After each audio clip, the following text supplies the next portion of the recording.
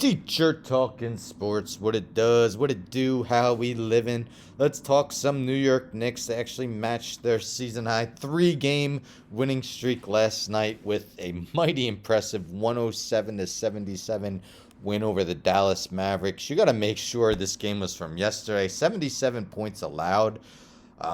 You might be thinking it's a mid 90s game when they had Ewing, Oakley, Mason, Starks, Harper, and Pat Riley as their head coach when games were that low scoring for the opposition. But no, this was yesterday, only allowing 77 points.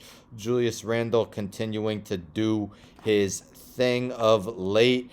And if we look, Dallas shot 31.4% from the field, 13.6% from three-point territory, 77 points allowed, just 12 in the fourth quarter, 34 in the first half.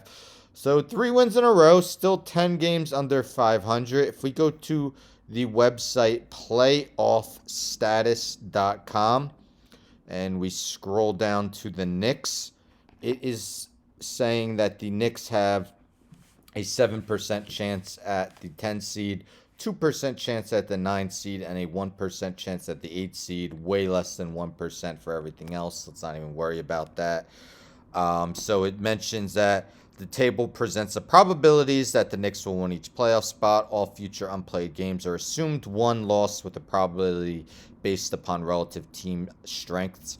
So basically, it's saying 90% chance they don't reach the play-in and 10% chance that they do.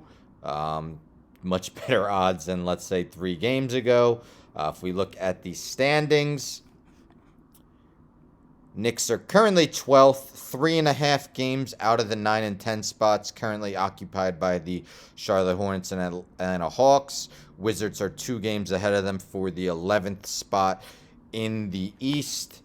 If we look at the remaining schedules via Tankathon, they're all very similar in remaining strength of schedule, other than Atlanta, which has the second easiest schedule.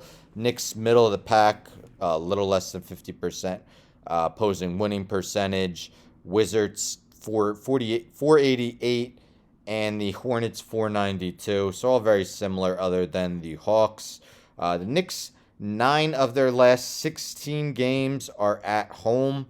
If we scroll down, we see that they play the Grizzlies tomorrow on the road. Yes, that's going to be very challenging, but let's keep in mind the Grizzlies did just lose to the Rockets on Sunday, so we don't know for sure. Then they play the Nets on the road, and then 9 of their final 14 games will be at home, as they still have 2 games remaining with the Hawks, 2 games remaining with the Wizards, and 1 game remaining. 1 game remaining with the Hawks, 2 games remaining with the Hornets, 2 games remaining with the Wizards. So definitely have ample opportunity to get closer to those teams. So what do you think? Do the Knicks have a shot at the play-in? There's a lot of fans who probably would rather them have ping pong balls. I'm sorry. I want to see them get in the play-in as a Knicks fan. If you haven't heard the unfortunate news that came out less than an hour ago, Cam Reddish is out for the season with a dislocated shoulder. Big loss. He's been playing with much more confidence over the past week or so. So that was some disappointing news.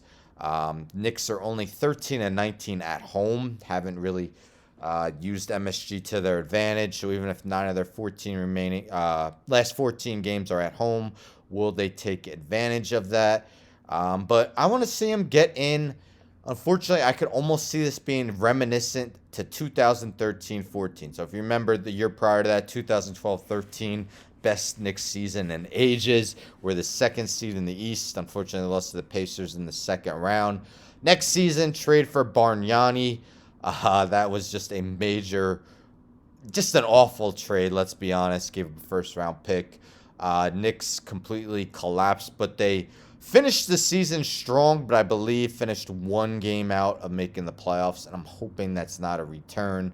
Of course, last season was one of the best Knicks seasons of recent, and this season has been Big drop off, but have won 3 in a row. What do you think? Should the Knicks be playing for the play-in? Let me know. Don't forget to subscribe, like the video, share the video, hit the bell for notifications. I'm out.